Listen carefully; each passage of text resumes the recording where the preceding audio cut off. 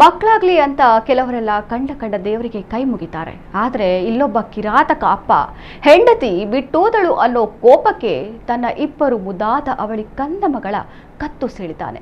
ಬಳಿಕ ಪೊಲೀಸ್ ಠಾಣೆಗೆ ಬಂದು ಶರಣಾಗಿದ್ದಾನೆ.